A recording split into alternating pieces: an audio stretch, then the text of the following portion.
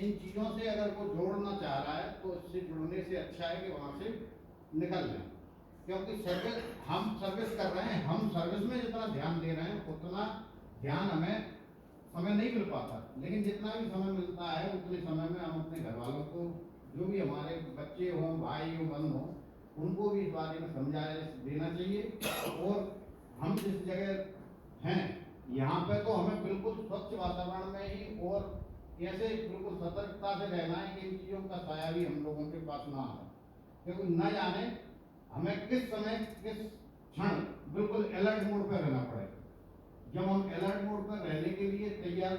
जभी होंगे जब हम इन चीज़ों से बिल्कुल भी दूर हो, चाहे वो धूम्रपान हो, चाहे मदपान हो, चाहे आज के समय में जो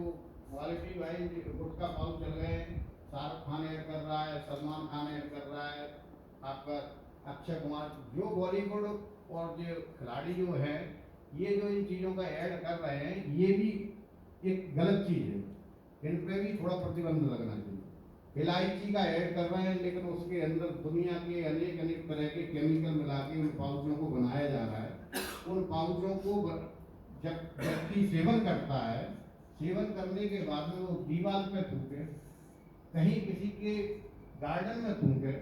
किसी के पोर्च में थूके, तो आप ये मान के चलिए कि उस हिस्से को दोबारा कोई निकल रहा हो तो देखने का मन नहीं करता है। जिस चीज को वो निरंतर मुंह में दबाए,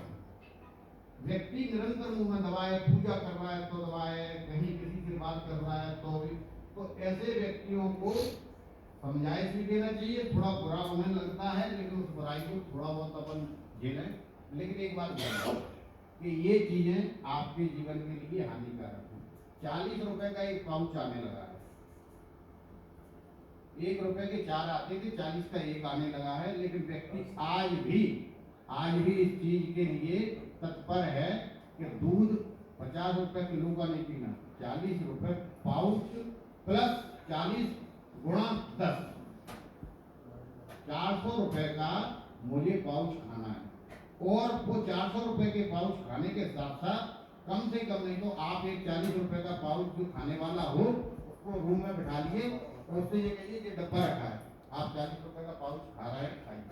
इस डब्बे में जितना पाउच खाएं उतना पाउच का जो भी वेस्टेज हो इस डब्बे में डालें, तो आप देखेंगे कि अगर वो सारे दिन में 10 पाउच खाता है तो कम से कम नहीं तो 3-3.5 किलो अपनी लार उस डब्बे में डाल देगा। कितनी? 3-3.5। जिस व्यक्ति के शरीर से 3-3.5 किलो लार निकल गई,